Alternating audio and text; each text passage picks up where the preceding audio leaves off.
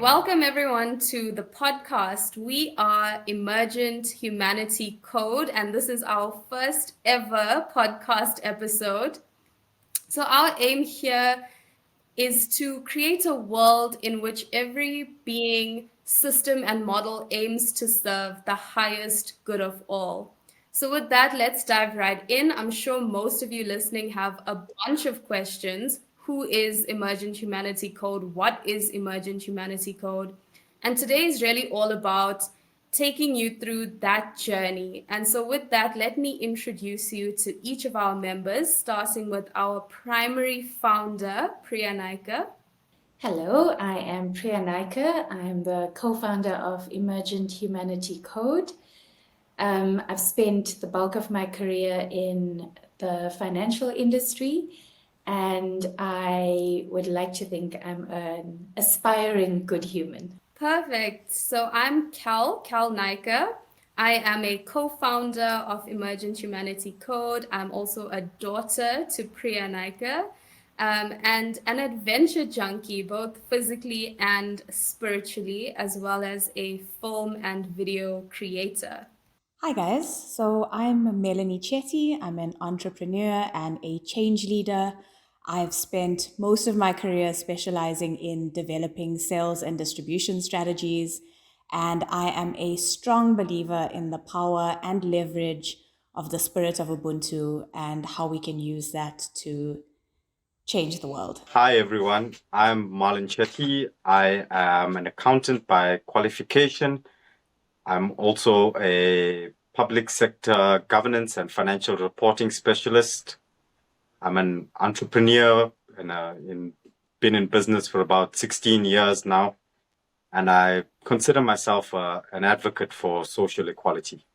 Awesome. So I think, like with any great journey, there has to be a beginning. And for each of us, our start points were quite different. So I'd like to know, how did your individual journey into Emergent Humanity Code begin? And I think naturally we can start with Priya. Sure, I feel like my journey is the journey of a lifetime. It feels like it's been many, many years in the making. I think the key things were probably more than 15 years ago. I read my first non-fiction book, a personal development book, and it was by Jack Canfield. And it blew my mind because it just set me on a path of taking responsibility for my life and developing myself. I was going through some difficult periods, and I like to say my drug of choice was personal development. So I went down that path. And then over time, I was attracted to other things like The Secret, no pun intended, and then things like mind power courses. And I went on this great journey of self-improvement.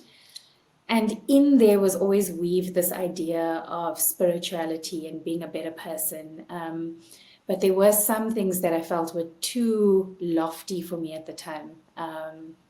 For example, my mom likes to say that I bought Eckhart Tolle, A New Earth book, and then I read a little bit into it, and then I put it down, and she carried on, because I actually couldn't reconcile the idea of spirituality and then how I would show up in the workplace in different kind of life contexts. But as the years went by and I kept on this personal development path, I kept feeling a pull towards, how do I actually show up as a spiritual being, but also in the context of work? And at this point, I just want to disclaim my definition of a spiritual being is just somebody trying to be a better human to others and, in their life and how you show up. So I kept feeling that way, and I felt like there must be a way to integrate the different parts of me, right? The career-minded, successful, achiever-driven part with this wanting to be a better human. And that kept growing until this big thing that we know hit, which was COVID. And suddenly it accelerated all of that thinking. And I became even more of a podcast junkie. So I was exposed to new thinkers and speakers and people like Daniel Schmachtenberger and many others that are doing great work. And I thought, wow, there's actually a group of people that are brilliantly minded, have run businesses and organizations, but are also trying to make an impact and change the world. And then I started thinking, wow, I'm not smart enough. I would just make coffee for these people, like just to serve the good that they're doing. And then I thought, after mulling that over for a long time, I thought, well, that's a real cop out, because I know that my life and my experience gives me more than just being able to make coffee.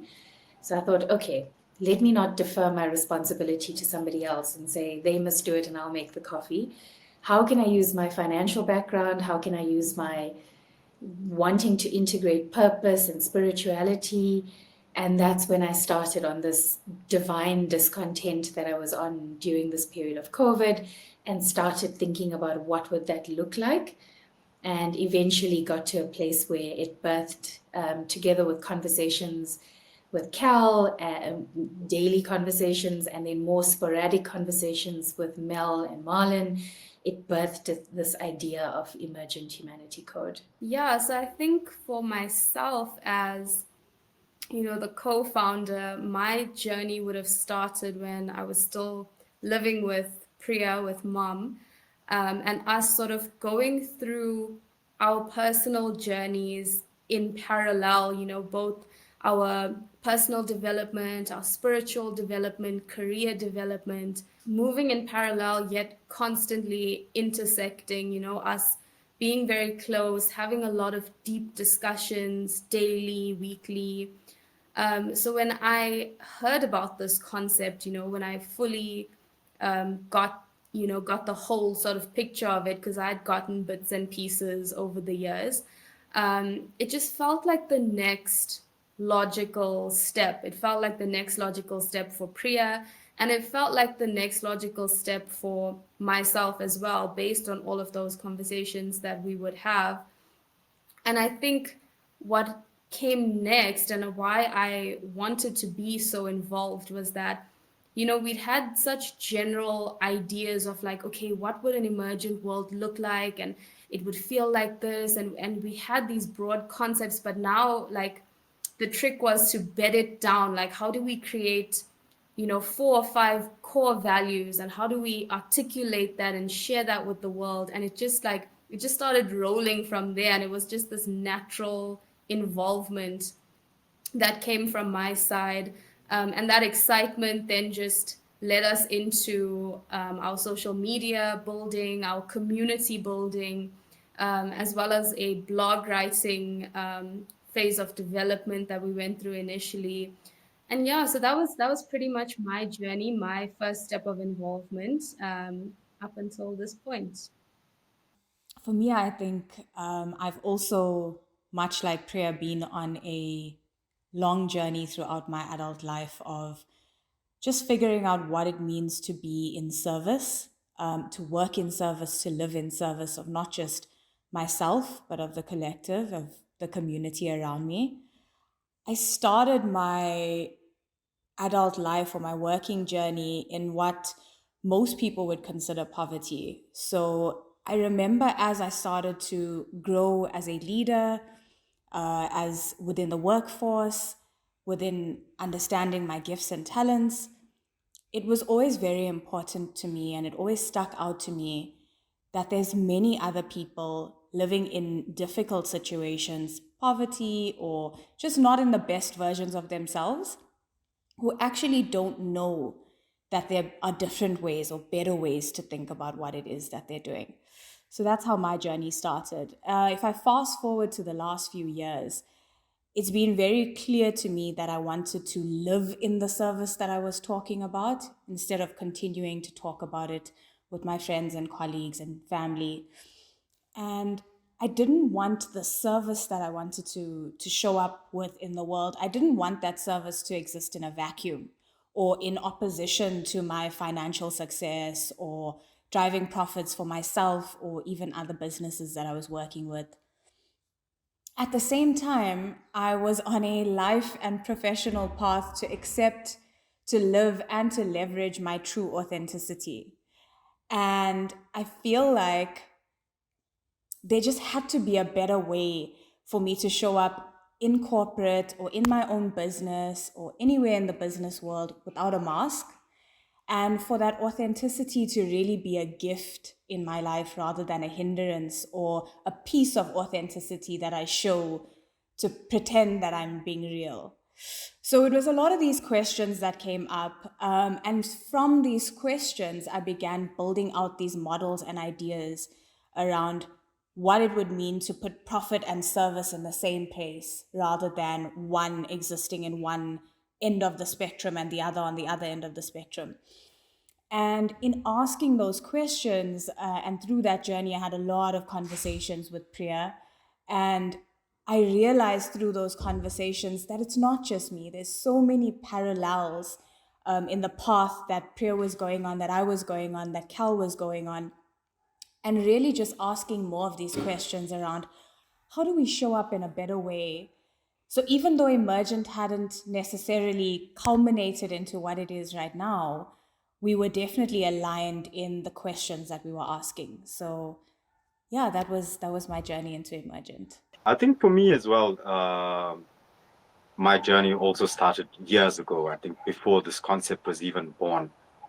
I think we've all spoken to sort of an internal battle or struggle that we fought in our minds, and I would have periodic discussions with Priya as well.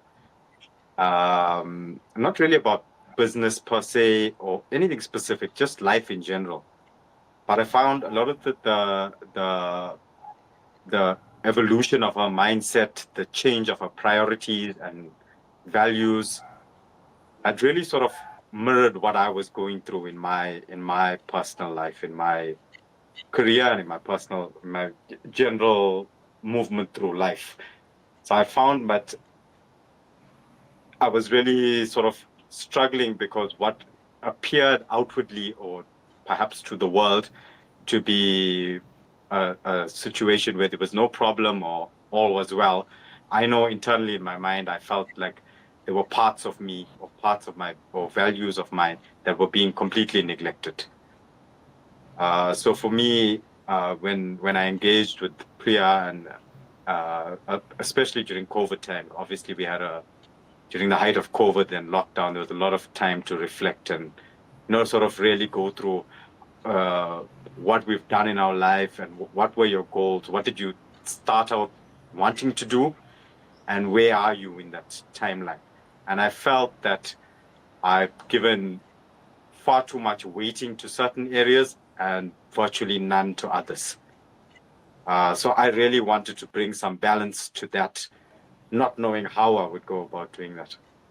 So I think when Priya first started to flesh out this idea of this movement and this community that she was creating and the concept she was building on, man, that really resonated with me. It hit home hard. This was what I was looking for the better part of a decade now.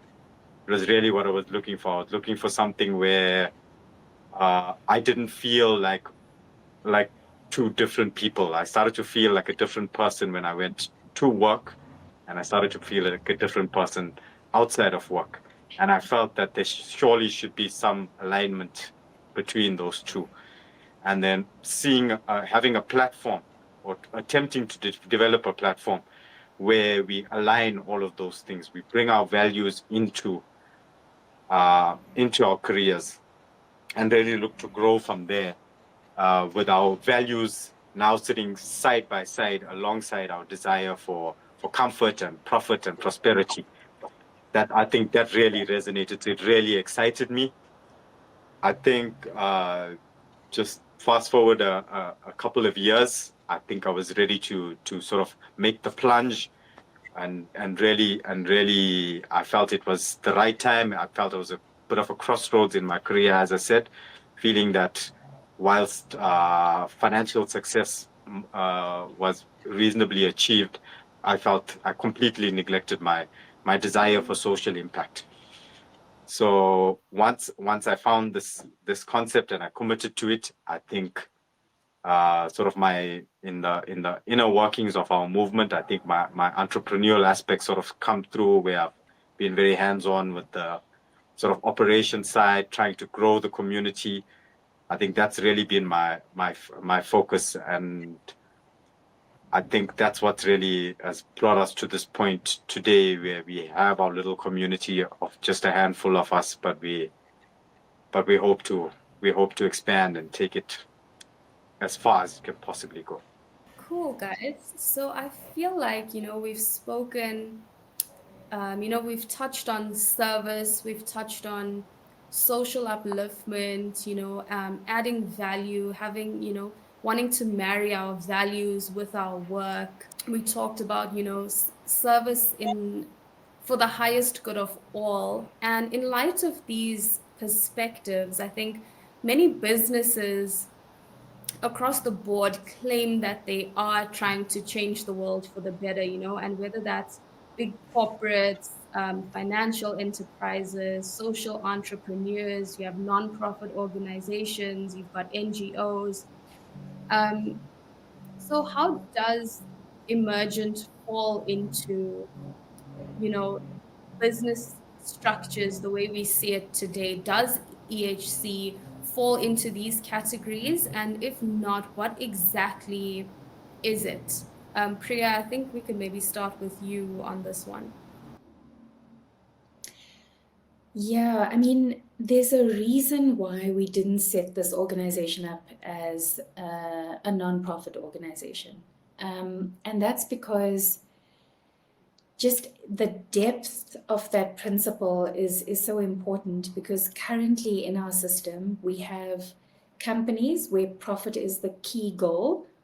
And then there's this idea of social responsibility and community service and upliftment that is a part of the business ideals or goals, but it really is a separate piece. It's about doing good with some of that profit.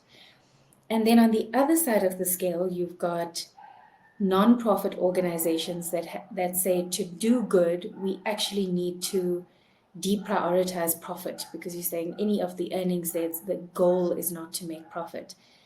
And inherently through my journey, it's been, how do we actually create the type of organization where profit is integrated without any split from purpose?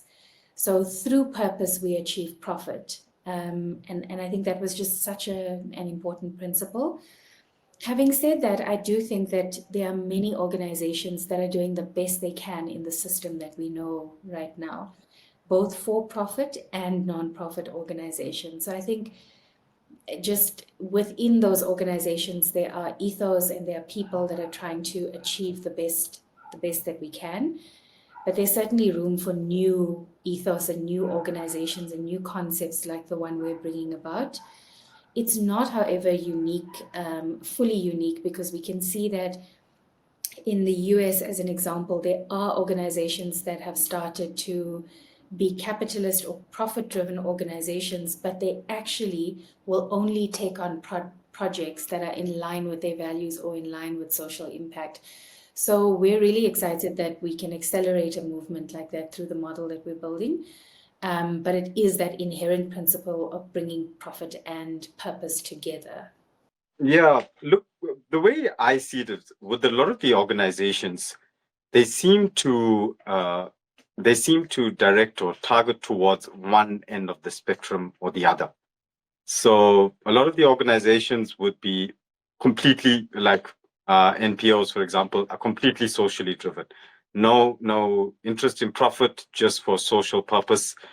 And I feel a lot of perhaps corporate businesses are geared completely, or their value system is completely towards generating profit. And I feel that us as people, we are never really one or the other with anything.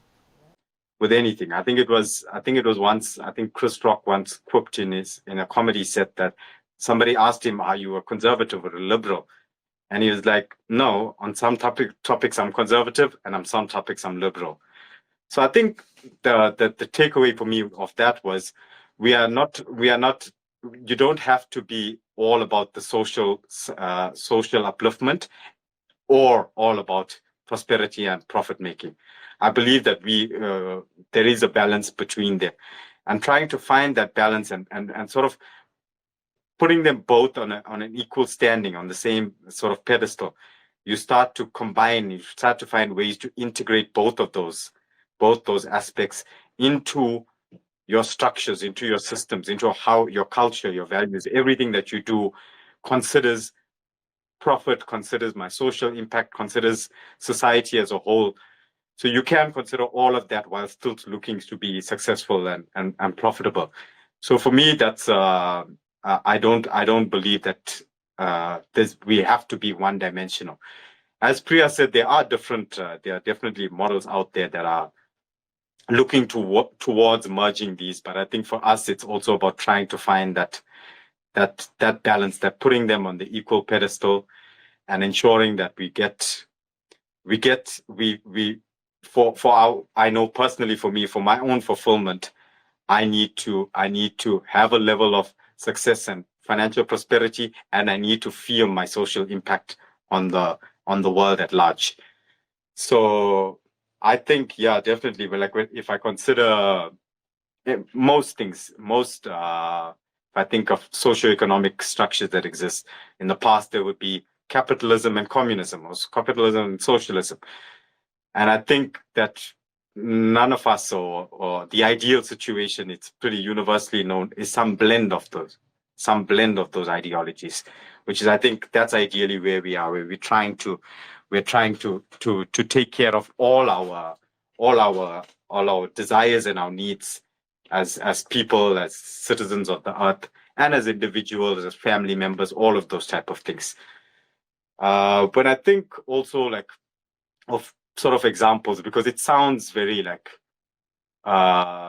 abstract or something that maybe people won't, or businesses, for example, won't go for. Like you may think, which business would ever want to cut profit in favor of social impact? But then if I take the example of, let's say, your carbon footprint, I think back, I'm going to give away my age here. I think back to the 80s and 90s when I was growing up. That this idea was out there. These thoughts were out there that our carbon footprint, our impact, but businesses weren't willing to buy in yet. They weren't willing to take a knock on their bottom line to have that social impact. If I think of modern times, I think everything's sort of moved towards understanding that our current profit making has to be in line with our conserving the future of our planet, our impact on each other, all of those type of things. So I think, yeah, definitely this movement and the organization that we're building is trying to merge and consider all of those thoughts, and then and build systems around that. And if I can just add something quickly to that, because I think, Marlon, you might be a little more optimistic than I am on that point around businesses transforming in that direction. Because there's this quote I heard, which is quite a nice one, but also controversial. It says, if you want to create social impact, start up a nonprofit. If you want to create massive social impact, start up a business, right? And there's merit in that, because actually business and the drive for profit and the scale can do a lot of good. But I think sometimes good causes can get hijacked by good profit, so when the profit becomes very attractive and we're all seduced by it. I mean, I've spent, and I still am spending a lot of my career in a very highly commercially driven environment, which is great, but it can become very seductive. And so even something like the carbon footprint might have been adopted because it's the right thing to do, but then it can be hijacked for, to sound good, whilst also just not doing as much social good as it should be doing.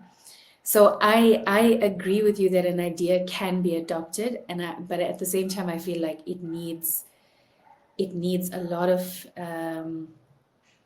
you need to actually have a very strong value system underpinning that, or else it can easily be the power and the profit can be seductive. Yeah, so just to build on both your point and Marlon's point around profit and service, I think the major differentiator between us and existing businesses, because there are plenty of existing businesses that have profit and service at the center of what it does. So profit and giving back, social responsibility, etc.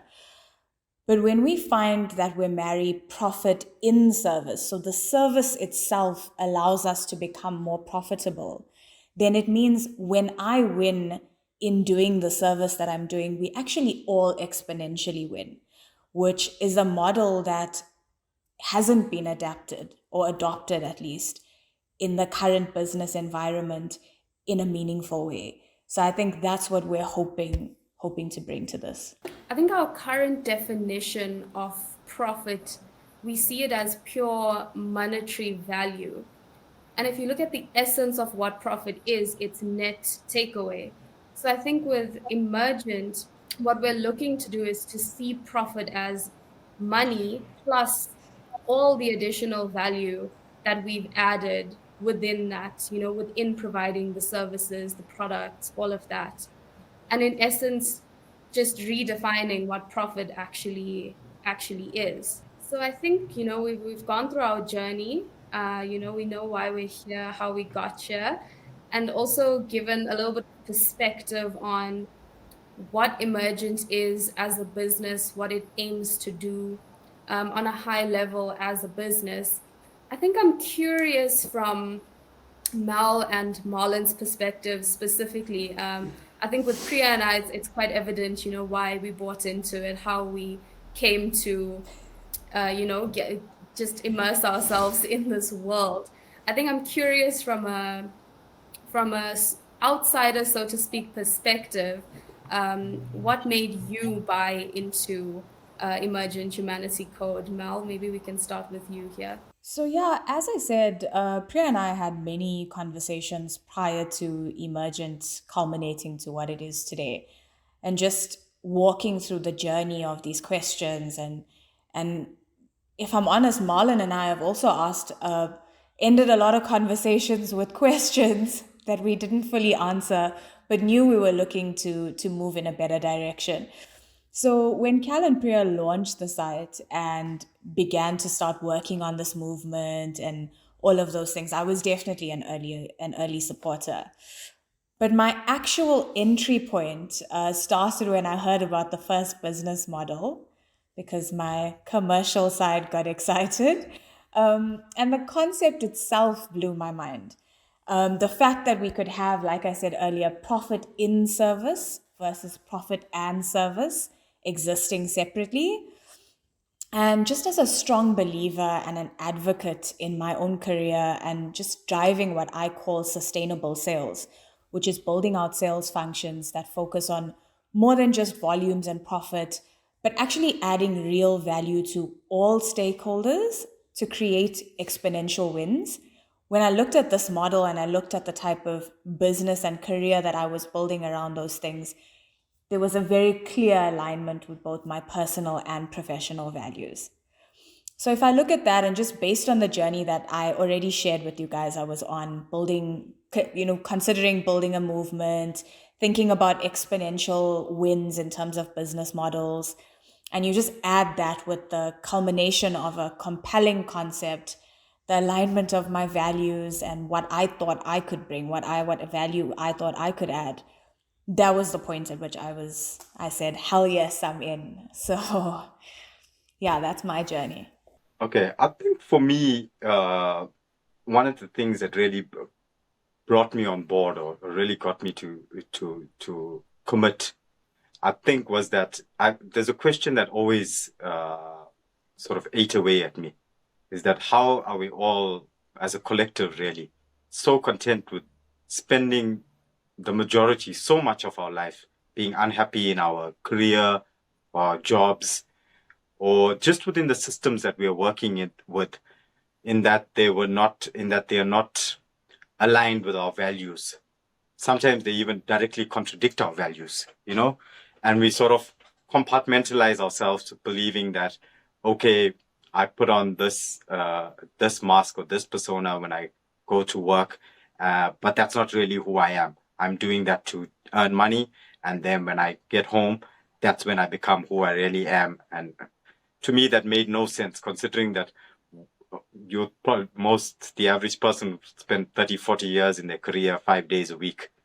It seems such a massive portion of your lifetime to be, for lack of a better word, how I would say to myself, to be pretending. I felt I was pretending because the values didn't align. And so I felt that if I can get into a situation where I can satisfy my need for comfort, prosperity, financial gain, along with my need for as I said, I've always been about social equality and merging those values. So let the values, as Mel said, through the service is part of the generating of the profit. So it's not a case of, I felt like in the past I would go generate the profit and then look at how can I socially impact with this profit that I have in my hand. Whereas now a system got presented to me where it's simultaneous, where you're serving at all times and you're prosperous at all times. So it really fed into my core values as well, and I think there's various other values, I think, within the organization, things like inclusivity, lots of other components, the synergy, the community aspects, many other components of the business that really, it just all resonated with me. And I was like, this is where I need to be. This is where I belong. This is what I've wanted to do. I just didn't know it because it didn't exist yet. So yeah, that's where I am. Yeah, I think a common theme with each of us seems to be wanting to marry our values through, or thread our values rather, through every area of our life, not separate, our work selves and our personal selves. I heard someone once say that, we talk about work-life balance, but there's no such thing. We have a life, work is part of it, and you balance that life. And I think what we're trying to do here is say the same thing about values. Like, you can't have a work value and then a life value. You want to have a value system and everything feeding into that. If I can add, in coming to co-founding this concept along with Cal, it took such a lot of tussle. It literally took around 18 months to 2 years of back and forth, mulling over how could I show up and create something that married the two. How could I be of service, but also create a viable business model?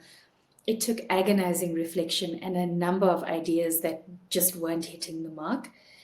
And finally, when it came together, and it came together as a culmination of the community and the movement and this idea of this collective knowledge and intelligence, as well as then looking at my experience in the financial industry, and I started applying that in a fintech concept. When it actually started coming together, it felt so elegant that it almost felt obvious. Like, how did I not see this all along?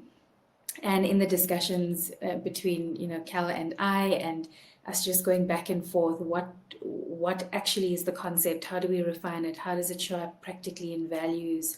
And then how does the business model and the concept get built out? It just felt like a natural thing that must be taken into the world, and irrespective of what it actually does, it felt like something that just needed to be shared with the world. And really obvious. So I think some of that feels like the mark of a good idea or concept or business is that it must feel natural and organic. So although it was a painful process, when it felt very obvious and organic. So Marlon, you also touched on, and maybe you just want to give a little more explanation as to the community aspect and why that was particularly compelling to you in joining Emergent. Absolutely. Look, I think that was one of the biggest hooks, if you will, for me. it really got me in that I realized that as going through life, as we all touched on the conversations with each other, I think the conversations with each other is such a prime example of this, is that we've accidentally or organically created our own little community with no real, didn't start out with any intention or purpose, but just to talk. We were just talking through with each other. This is what I'm facing. This is what I'm thinking of. And then out of all that, we now find ourselves here today with developing a massive concept and movement, developing business models. And I think that could have only happened through the community. I don't think any one of the four of us would have got to this point individually, or it would have taken you as a lifetime to get to this point individually. But just that interaction with each other, the synergy, the different skills, abilities, background, experiences, everything that you are as a person, you now brought to the table, which molded and adjusted my thinking. And I'm sure, it happened. It was a knock-on effect for everybody, where we've all taken bits and pieces from everybody else, and we've sort of formulated this concept and this whole approach. So for me, something like a movement is a very exciting concept. It's because I believe like in any movement, especially if you think all through time, all massive movements, they all started with just somebody with thinking there has to be a better way, or just a handful of people thinking there has to be a better way. And likely everything, all structures around them were working against that movement. But just in the getting that word out, or just speaking to people and creating that community, that movement strengthened up. And I believe from there, the winds of change started to blow within whatever the values or the beliefs of that movement were, started to become so powerful and so strong that what you thought you couldn't move, the immovable objects before, now couldn't ignore you anymore, couldn't ignore the movement anymore. Your voice was too loud, you were too powerful, you were too strong in your beliefs. And just that excites me, that concept of people binding together and saying there's a better way to do this, let's figure it out. And we won't let this cycle of whatever the negative components are that we believe are out there in the world that we're trying to correct, we won't let those cycles continue. We will change it, and who knows, it may not be the global movement or today or in my lifetime or whatever it may be. But I believe that if we can get people on board and people's minds to bind together, I think the movement will just grow and expand. So that was just a massive draw card for me. Yeah, and I think that then begs the question, knowing what Emergent is as a business concept, and where we want to go in terms of an economic, structure. Why are we trying to underpin it with community? Why are we trying to build a community in the first place? Yeah, I think in my own journey, as well as all our journeys that we talked about now, what we realized at some point along the way through organic conversation was that we're all experiencing some version of that reflection and the need for purpose and a more of a meaning, to what we do. And I started to realize that there are many versions of that out in the world. I mean, there are, our boardrooms are changing. There's so much more diversity. Society is changing. There's a lot of focus on purpose and meaning. We saw that in the Great Resignation, where people were reevaluating their lives. And so wherever you are in that journey, if you are indeed on that journey where you're questioning your purpose, or how do you marry your achievement with more value systems and purpose and meaning, but you don't know how, or if you're already far down that journey and you are doing work in that area, we wanted to create a community of people that could talk to each other, have a nourishing space for those ideas to receive the benefit of the collective intelligence, idea exchange, and also just a safe space to talk about this stuff, and a feeling of realizing that we aren't alone. Like, there are a lot of people who want a more beautiful future and achieve, and also want to have, a nice life, and not live in poverty or not sacrifice their families' living. So wanted to create this nourishing space and a safe space that people could connect, and also the emergence of more power through the collective intelligence that comes through. And it couldn't be at a better time when people are reflecting on their lives, and looking for more meaningful lives. Yeah, I think just to jump in there, Priya, I was also, as you guys know, a product of the Great Resignation.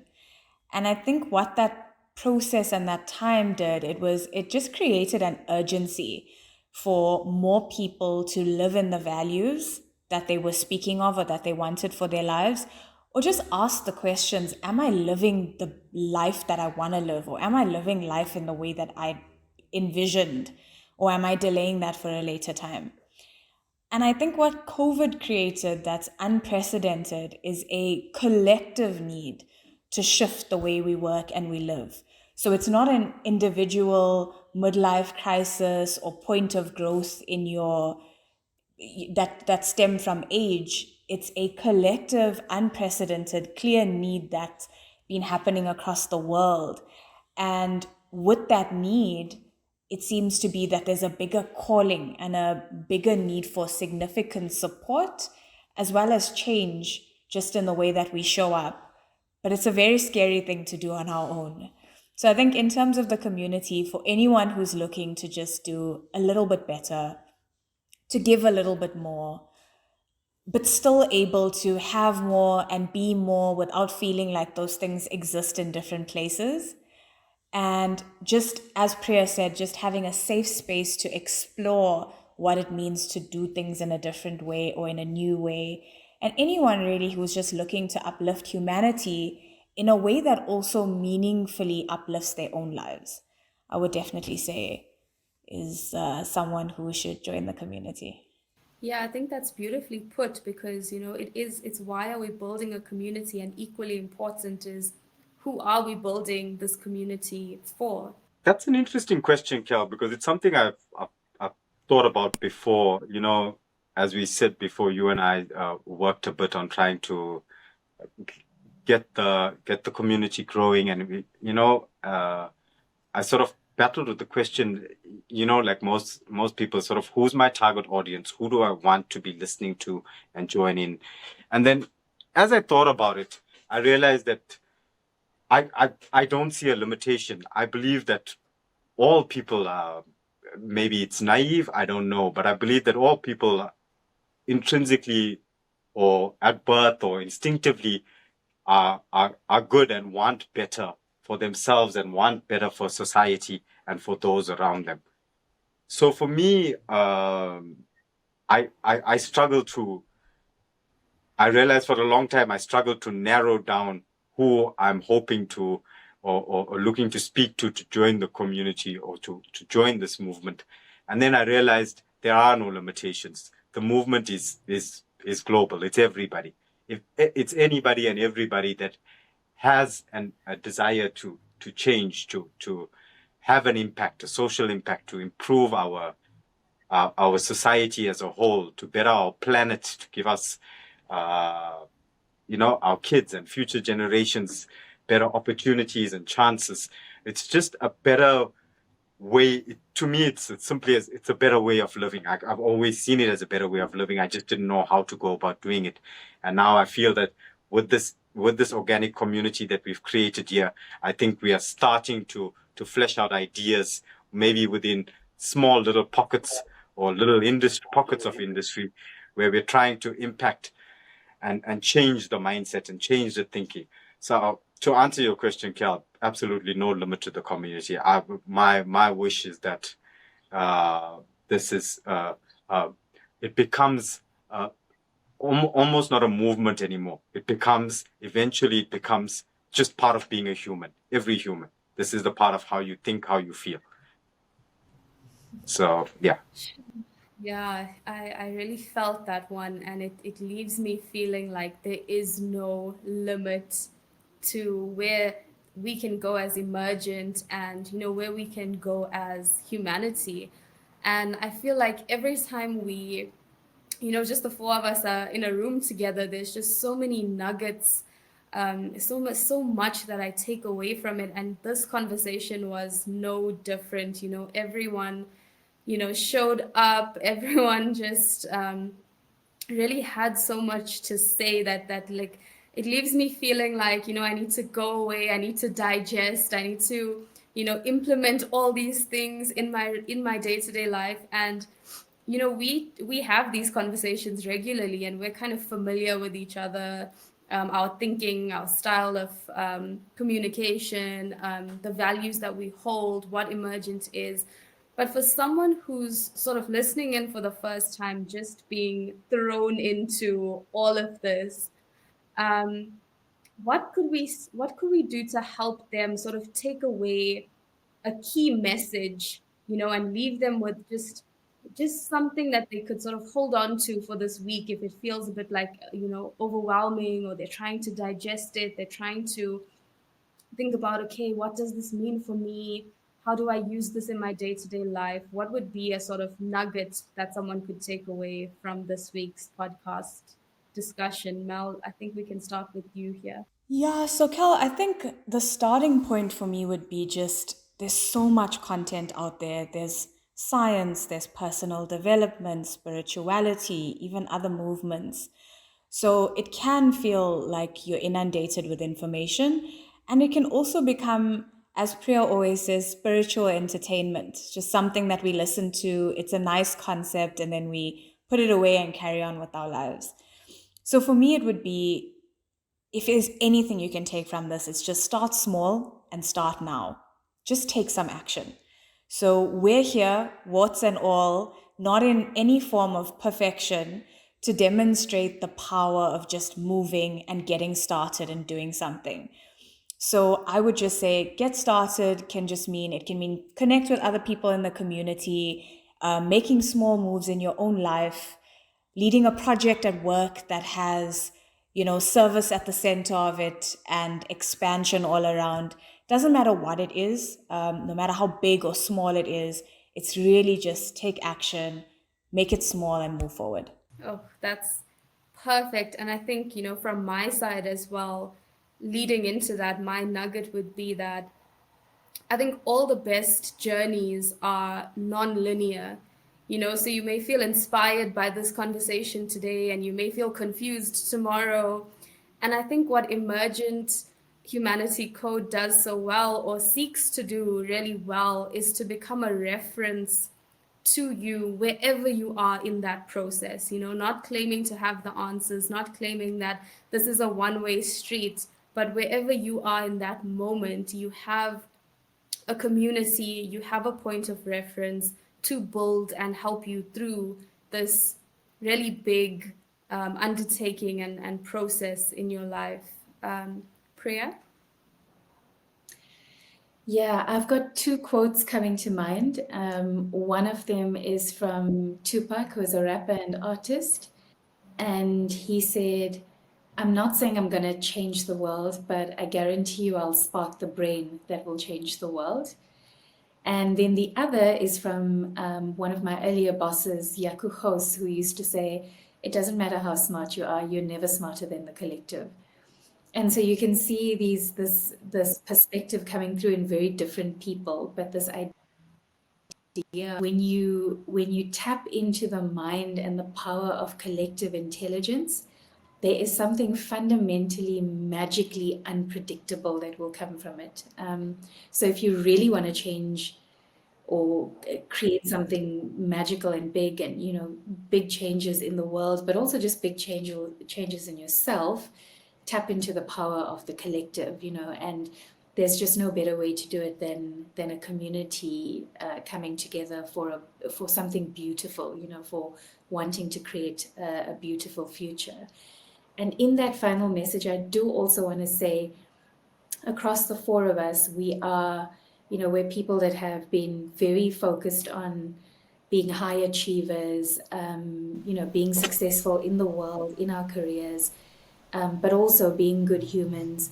So if that resonates with people as well, if you're a successful or, achiever, working the corporate life, owning a business, whatever those are, you can do that whilst also looking for meaning and purpose. So we're here to say that's possible. I think from my side, Kel, sure, look, it's tough to say, because I think each individual person, you'll find sort of what resonates with you.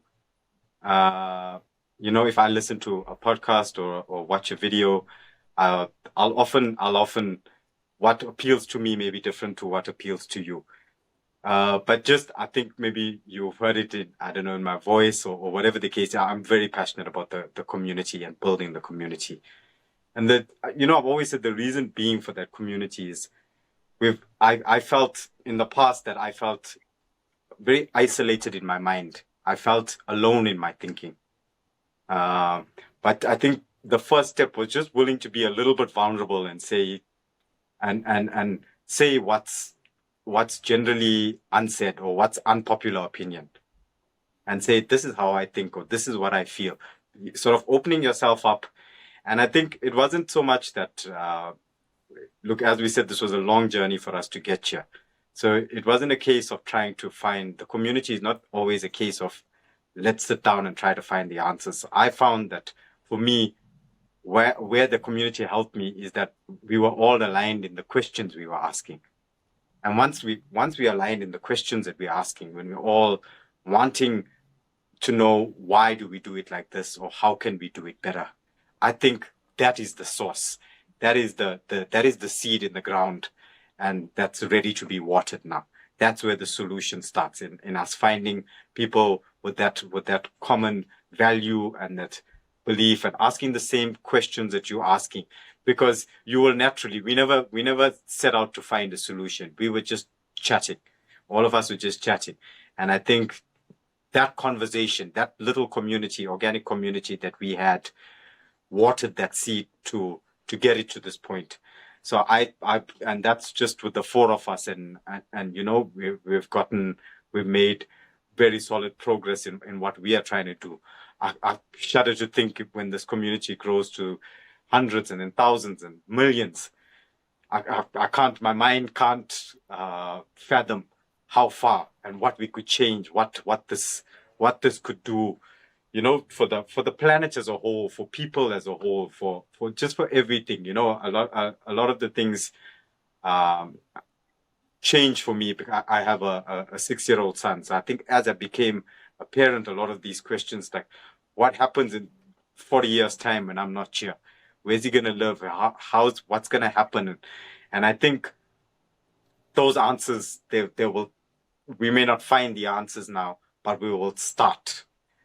Like Mel said, we will start. We will start today. We will start now. We will start by saying, I don't agree with this. There's got to be a better way. And when you have 100 people all saying to each other, there's got to be a better way, I guarantee you will naturally, organically start to formulate a better way in that conversation between 100 of you. So just my nugget to everybody is be vulnerable. Don't be scared. Get out there. There's somebody that thinks like you do. I know it feels like you think differently or you're alone in this thought process. There is somebody out there. And, if it's not maybe in your immediate family or personal circle or whatever, please look to us. We're happy to engage with community members. That's why we want to grow this community. We want to hear what people think. We want to formulate ways to move forward. So just my advice is just open up, be vulnerable, say what you feel, what you think, and action will follow from there. Don't focus on that action. Focus on getting your word, getting your voice out. Yeah. Thanks. Oh, amazing. Cool, guys. So I think that wraps up our episode 1. As always, time just seems to fly by when we're talking about this stuff.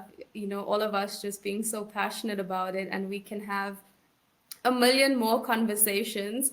And I think we will be having a million more conversations. There's a lot left in the tank. There's a lot more, juice and to sort of, squeeze out of this.